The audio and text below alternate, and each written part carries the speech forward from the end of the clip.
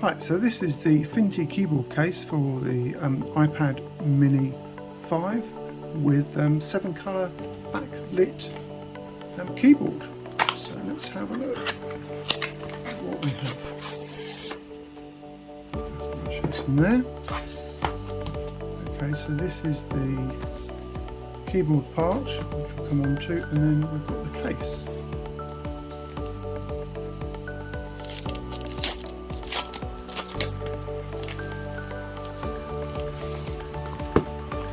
Okay, so this is a very smart rose gold finish to it. We have a cutout for the camera here, so you can see your Apple logo through this. Now, this is actually a hole. Now, personally, I would prefer that to have some sort of plastic or even glass to actually protect that part of the iPad, because otherwise it's completely exposed, which doesn't make much sense, to be honest. It's quite compact, this, size-wise. We are looking at 2021.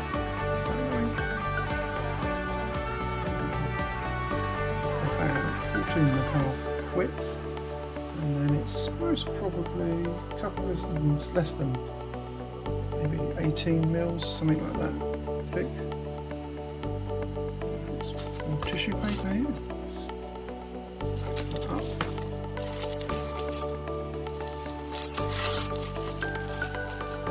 Some more bits and pieces. Ah, there we go. So this is it's almost foamy in its feel. I mean, it's softish. I wouldn't say it's overly soft. Obviously, you can use this as a kickstand, so you can use the keyboard, so we can stand it up. You can adjust the angle.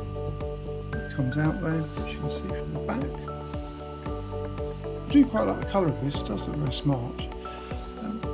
I often find this with these cases is that the actual outer part of it is really smart, looks premium, etc. And the shell that the iPad Mini goes into is just a piece of hard plastic. It's really naff, is the word for it. I mean, you've got the cutouts are there, but the bottom's completely wide open. The buttons aren't covered, you've got a hole there again. It's just a bit cheap, and if you think about corner bumper protection, there's nothing here really. It's just literally the corner of this hard plastic case where there's no sort of cushioning or anything built into it should you drop it. So it's almost like turning into a case of two parts. Outside quality look and feel to it, this shell looking a bit cheap and tacky, to be honest. Then we have our ultra thin wireless keyboard.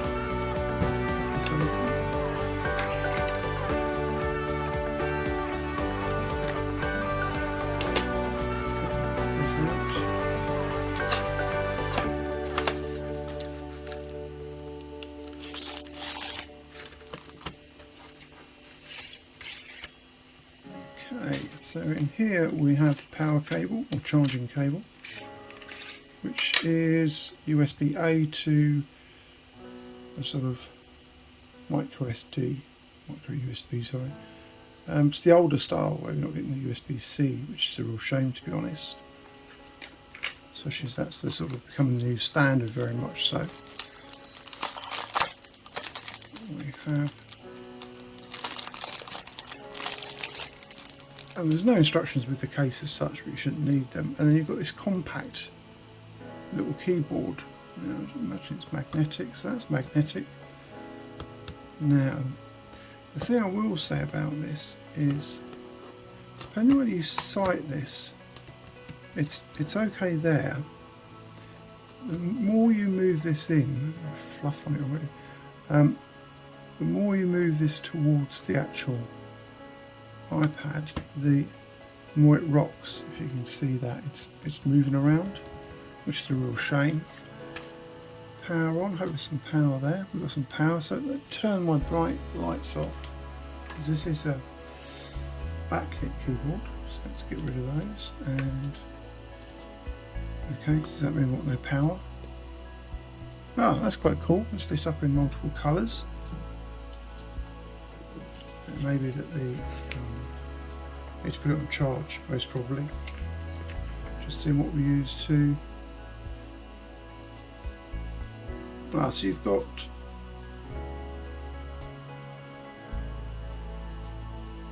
increased brightness.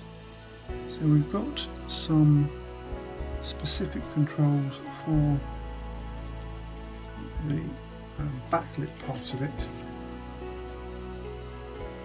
Function. Now I think we've got no power, so I'm going to plug this in actually.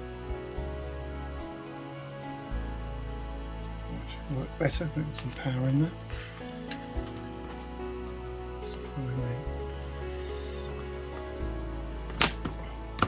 It's definitely well fits on there magnet wise.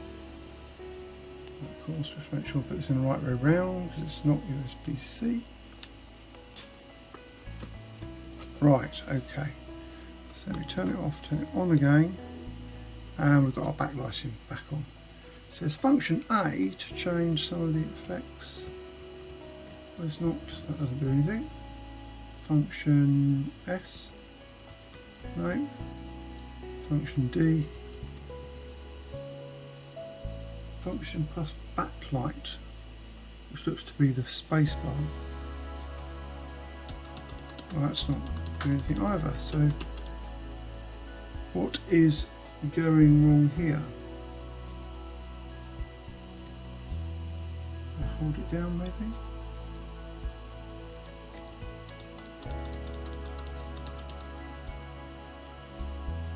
So I get the backlighting come on when I turn it on, like that, but then it just goes off and I'm unable to change anything at all at the moment. So I think what I'm going to have to do is wait for this to charge up a bit and then come back and see whether it's due to the fact that the battery is low. The backlight will turn off when the battery is, there we go.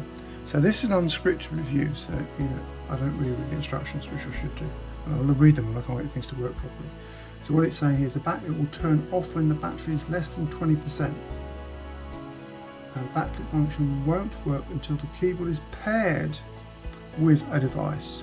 Now I don't have a Mini, my daughters have, but I do have an iPad.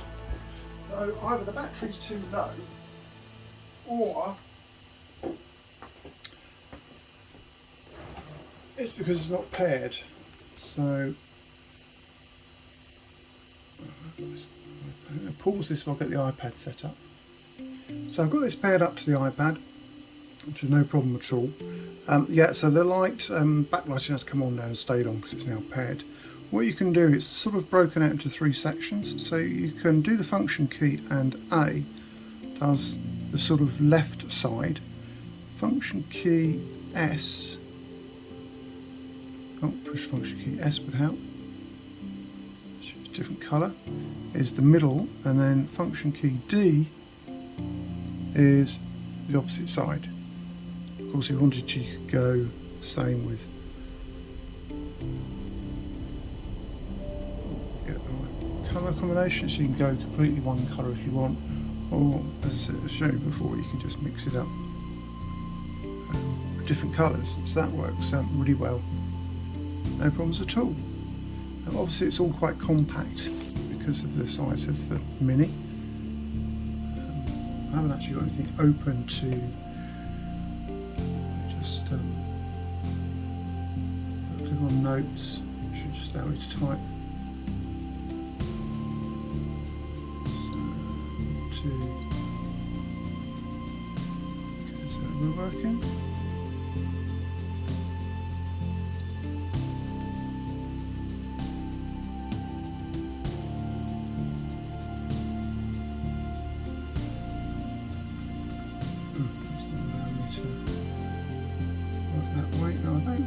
Anything like, and this is actually my daughter's old iPad, which has been completely cleared down. So I'm just wondering if I can just find something to use the internet.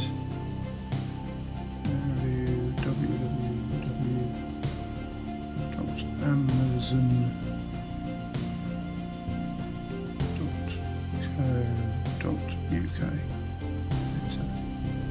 I mean, certainly given the compact size of this keyboard, it's not really suited to people who've got big fingers. For me, I've got quite small hands really. It is all very, very close together and tricky. I'm not a touch typist. So I touch typist or obviously like can't really type, so that's why I'm doing like this. But it's a compact little thing. If you want a simple setup with a half decent case, it's fine. The keyboard looks quite good. It's just this issue about this cheap plastic shell that they've put in this, which really just spoils the whole look and feel of this. Doesn't really offer a great deal of protection. For me, given how much these iPads cost, you don't want to risk dropping in the corner with no corner bumpers and it then cracking the screen or damaging the iPad. And that's, for me, the biggest drawback of this case. And it's a real shame because the rest of it is actually well put together. Hope this has helped. Thanks for watching. Bye.